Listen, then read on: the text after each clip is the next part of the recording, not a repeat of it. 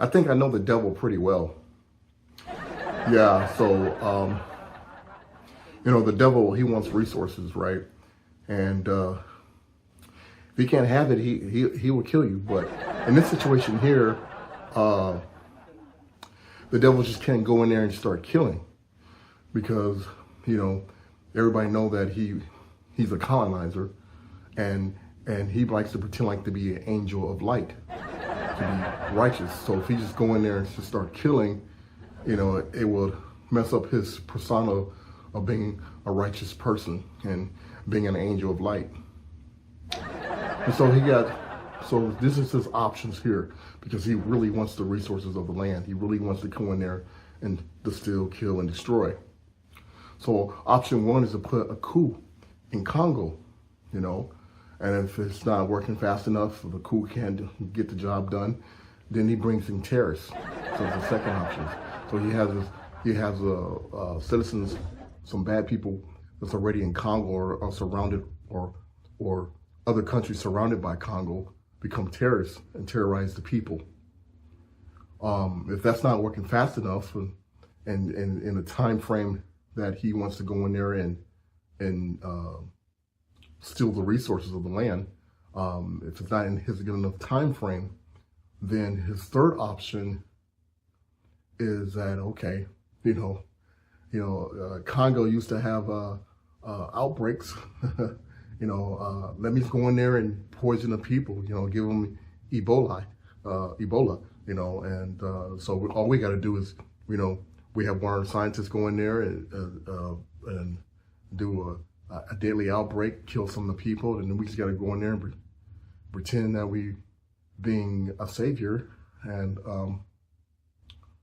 bring in medical and tell like we're treating the people, and while we're there, you just never know. Then we get the resources, we get the resources. We came to save you, and actually have the country sign a contract as we are people going there and bring medical supplies and stuff like that. And next thing we know, we go back to that second option with the terrorists. And so we got terrorists there. They stopping us from bringing medical supplies. Now we have a right to go in there, right? We the good guys. We the good guys. And now we got cobalt, and we got all the resources that we need, for the future. And we can't let China have it because Congo will probably give it to China. We got to get it before China gets it. So this is how the devil thinks. This is how the devil operates. This is how the devil thinks. And we know the devil very well. I remember in 1975, 1976, I'm in South Central LA, just a little kid, right? Just a little kid. And here comes the devil. And I can't, and I know what the devil looks like, I just can't forget those two white faces. And it was an LAPD SWAT cars, So it was LAPD, and I'm just riding my bike in South Central LA. And here's these two cops parked there. And I'm riding my bike. He said, "Come here, kid." And he said, "What you doing?" "I'm riding my bike. I'm just planning riding my bike." And this cop wanted me to sell drugs. I don't know nothing about drugs. My great grandmother came out of slavery, and then from there it was all this mistreatment against black people, segregation, and Jim Crow, and they're like, "You know what? These niggas are still here. These niggas are still here. We got to figure something else out." And so they're like, "Well, we can bring drugs in their community, right? The black man is not making money, having a hard time supporting his family, and so they bring drugs out. The black man says, 'Oh, this is pretty cool. I'm making money. I could buy a Cadillac, and so, I don't know nothing about this stuff. We don't know nothing about drugs. So we our parents only went to school to the fifth grade, and some of them didn't even have education. So we don't know anything about anything. But it was some of our ancestors wanted just to support their family. We know nothing about drugs. And so I'm riding my bike, I'm just a little kid riding my bike. And luckily, my parents was able to give me a bike. So this police officer wanted me to sell drugs for him. And he's like, I'm gonna throw you in jail. He put the drugs in my hand, right? So I come near to him. These two white police officers are still sitting in the car. They hand me these drugs in my hand. I'm like, this is not mine. And I'm scared because I know I saw these drugs before. And he's like, you sell these drugs for me, or I'm gonna lock you up for drugs. I'm like, these drugs are mine, you give it to me. Boy, you think they're gonna believe you? You're a Negro, So I end up selling drugs and killing my own people, and I'm locked up for a whole bunch of years, and destroying. I'm creating drug babies, and so this is how he's killing up. This is how he killed African Americans. He put drugs in the communities by the police officers, by the white police officers, and this is how he's killing up the blacks and browns. And so, yeah, I know the devil very well. I know how he acts, I know how he thinks, and yeah, nothing that he does would not surprise me. When I say I know this devil pretty well, I know this devil pretty well. It was 1798. I can never forget. I was working my garden. I was working my field, and this is what we do.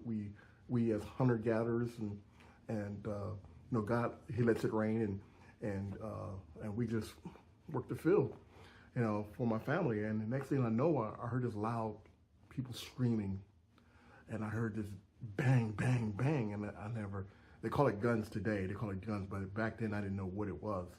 And I had never, ever seen a devil before, right?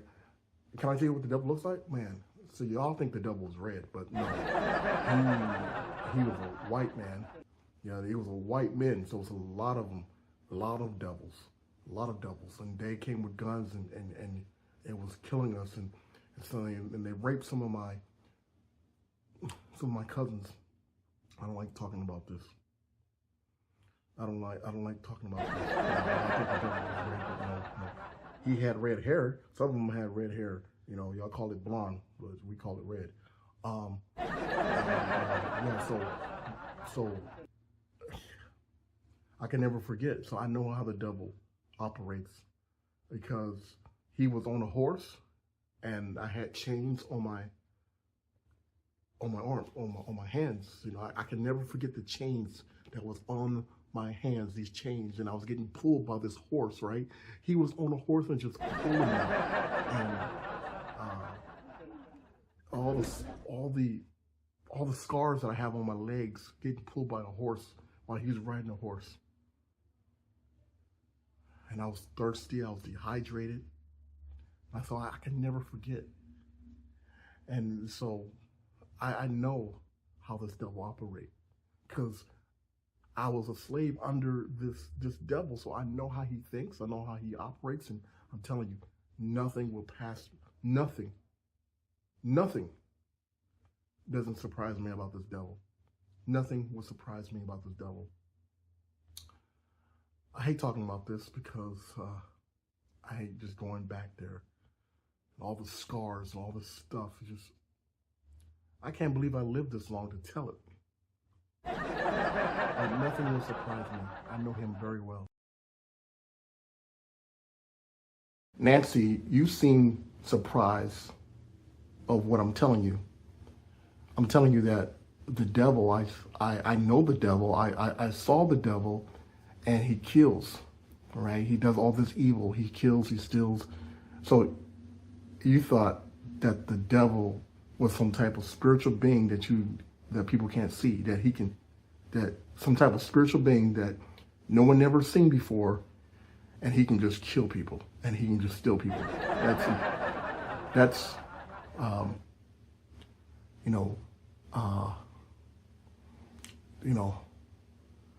that's some strange schizophrenia story where you think that somebody's an imaginary and they can just kill people and no one ever seems, or there's no physical body or anything. How can a person with no physical body kill you and steal from you? That doesn't make sense. I'm telling you that I got captured by the devil. I was in chains, Nancy, and this is the personality of the devil. He was stealing, he was raping my cousins, and he captured me. He was on a horse. He pulled me, and I'm telling you, this devil comes to steal, kill, and destroy. He's not a spiritual being. He's not imaginary. He's not red. His tactics is to steal, kill, and destroy and get what he wants. And he will kill you. He's trying to destroy me all the time. He's trying to destroy me all the time. And I'm telling you, he's not,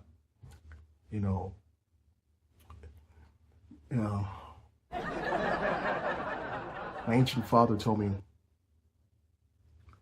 my ancient grandfather told me, he said, when you see the devil, flee from him. Don't listen to his lies and rebuke him. But you think he is, how can I rebuke something that that you cannot see?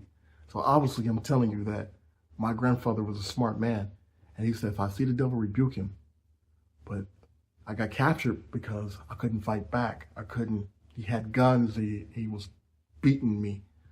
And this is the games that he plays. He plays games. And so when we don't know anything, I was just, like I said, I was tending to my garden. And I don't know anything about this way of life. We don't know anything about drugs. We don't know anything about anything.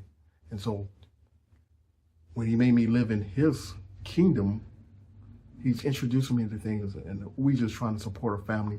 We don't know nothing about drugs. And he introduced me to drugs. He introduced me to drugs, and he sold the drugs to me to sell to the rest of my brothers and sisters. He gave me drugs to sell to my brothers and sisters, because if he said if I don't sell the drugs, that he'll have me arrested and put in jail. And I would never forget these two white males in the LAPD, in that SWAT car. And they were devils. I'm telling you, I know exactly how he acts. And the only reason why he put us on drugs is because he wanted to damage our minds and damage our behavior. And he's like, you are a child of God. I'm going to mess up your people's behavior. I'm going to mess up your mind. And so when you sell these drugs and you create crack babies, and it's going to mess up the behavior, and I'm going to show you who's the wicked one. He said, you are the wicked one. He said, I'm the wicked one. He said, because of my color. He said he hates me because I represent the image of God. That's what he said. And the devil, and this is the devil, he was a white man, and he came to steal, kill, and destroy. He trying to destroy me, and he plays as his righteousness. He plays his righteousness, but his whole job is to influence me and anybody that looks like me to do evil. So everything that's opposite of God, he puts in front of me. He forced me to eat pork. He knows I don't eat pork. He sells it to me, and it makes the rest of the food at a high price. And he says, look, you know what? You want to be on TV. You want to be in our radios. What you got to do is influence your people with this, what I give you. I tell you how to act. I tell you how to act, and you just influence your people with this. And so, this was look at, I have no power. My power is my spirit and how I act. I don't do bad things. The power. So I'm telling you, I know the devil very well. I know the very, very well. Everything that's opposite of God, he puts in front of my people. And so my people, they do it. They don't know what they're doing. They're doing it, and they influence everybody else. And this is how he operates. He causes conflict, and then he goes in and pretend to be the righteous superhero, and say, I'm helping. I'm saving the people. I'm saving the people. So he's been doing this for a long time.